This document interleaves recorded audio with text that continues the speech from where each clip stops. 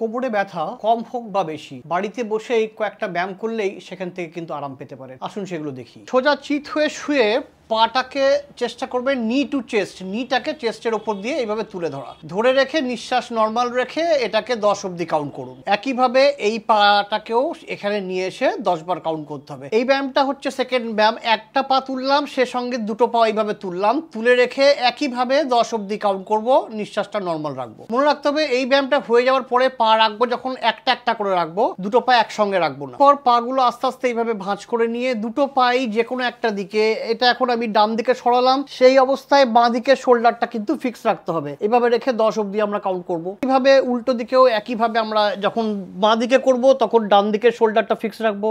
Cat and Camel বলি। একবার আমার কোমরটা দেখুন, নিচে এইভাবে রেখে আমরা 5 সেকেন্ড ওয়েট করব, এরপর আমরা ওপরে এইভাবে রেখে 5 সেকেন্ড ওয়েট করব।